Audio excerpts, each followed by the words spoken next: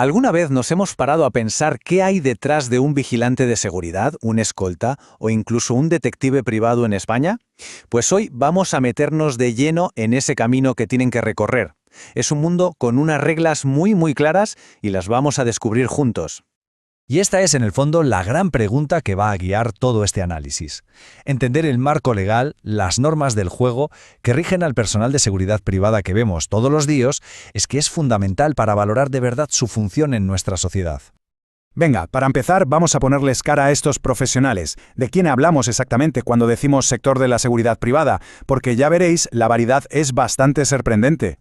Lo primero y más importante que hay que saber es que solo puede ejercer el personal que está oficialmente reconocido. Y ojo, que la lista es más larga de lo que uno se podría imaginar, ¿eh? Va desde los vigilantes de seguridad, con su especialidad en explosivos, hasta los guardas rurales, los directores de seguridad o los detectives privados, cada uno, por supuesto, con un campo de acción súper definido.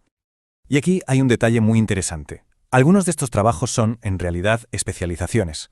A ver, para que nos entendamos. Para ser vigilante de explosivos es obligatorio tener primero la habilitación como vigilante de seguridad. Y pasa lo mismo con los guardas de caza, que antes tienen que ser guardas rurales. Es como un sistema de progresión de especialización. Bueno, ahora que ya sabemos quiénes son, vamos al siguiente paso. Porque antes de que alguien pueda siquiera pensar en formarse para uno de estos puestos, tiene que pasar una serie de filtros. Y la verdad, no son ninguna broma. Estos son los requisitos personales, digamos los de cajón, pero que son el primer gran filtro y no se negocian. Ser mayor de edad, tener la nacionalidad de un país de la Unión Europea o con convenio y, por supuesto, pasar las pruebas físicas y psicotécnicas necesarias. Está claro que para estas funciones tan exigentes se necesita estar en plena forma, tanto física como mental. Y ahora viene la parte que para mí es crucial, los controles de integridad. Esto es la base para poder confiar en este personal. Se exige no tener antecedentes por delitos intencionados, no haber sido sancionado gravemente en el sector, ni haber sido expulsado de las fuerzas públicas y, muy importante, no tener condenas por ir en contra de los derechos fundamentales. Aquí la ley no se anda con chiquitas. Y aquí tenemos una distinción súper importante, que a veces genera algo de confusión. Las reglas son distintas para quien está en servicio público y para quien ya lo ha dejado. Un funcionario en activo, por norma general, no puede trabajar en seguridad privada. Sin embargo, un exmiembro de las fuerzas de seguridad sí puede, pero tiene que esperar un periodo de enfriamiento de 2 años. ¿Y esto por qué? Pues muy sencillo, para evitar cualquier tipo de conflicto de intereses y que haya una separación muy clara entre quien supervisa desde lo público y quien ejecuta en lo privado. Vale, ya tenemos el perfil de la persona que pueda acceder. ¿Y ahora qué? Pues lógicamente, la formación. Vamos a ver cómo se llega a ser un profesional cualificado.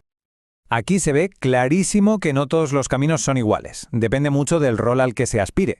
Para ser vigilante o escolta es necesaria una certificación oficial o un título de FP. Pero para puestos de más responsabilidad, como jefe, director o detective privado, el nivel de exigencia sube en picado. Hace falta un título universitario oficial o un curso superior específico que esté, por supuesto, reconocido por el Ministerio del Interior. Y lo más importante de todo esto es que la batuta la lleva el gobierno. El Ministerio del Interior define todos los estándares para asegurarse de que la formación sea moderna, sea relevante y, ojo a esto, que incluya obligatoriamente materias sobre el respeto a los derechos fundamentales, a la diversidad y a la igualdad de trato. Pero, cuidado, con tener el título debajo del brazo no es suficiente. Después de todo ese esfuerzo, falta el paso final, el que de verdad abre la puerta para poder trabajar legalmente. Y aquí llegamos a la palabra clave de todo este sistema, la habilitación. Quedémonos con este nombre. No es un diploma, no es un certificado, es, para que nos entendamos, la licencia oficial del gobierno para poder operar. Sin esta habilitación del Ministerio del Interior, es totalmente ilegal ejercer cualquier función de seguridad privada. El proceso, en realidad, es bastante lógico. Primero, la persona interesada presenta la solicitud. Segundo, las autoridades lo comprueban todo, pero con lupa, para ver que se cumple absolutamente todo. Y tercero, si todo está en orden, se le expide la tarjeta de identidad profesional. Esa tarjeta es el documento que deben llevar siempre consigo cuando trabajan y que demuestra que son profesionales legalmente acreditados. Perfecto. Ya tenemos a un profesional formado y con su habilitación. ¿Y ahora qué? ¿Cómo debe actuar en su día a día? Pues aquí entran en juego los que son, por así decirlo, los principios sagrados de su actuación. Deben actuar siempre dentro de la ley, con integridad y con dignidad, y además conceptos como la proporcionalidad al usar la fuerza o la congruencia al aplicar medidas son absolutamente esenciales. Son las reglas que garantizan su profesionalidad y, claro, la confianza de la gente.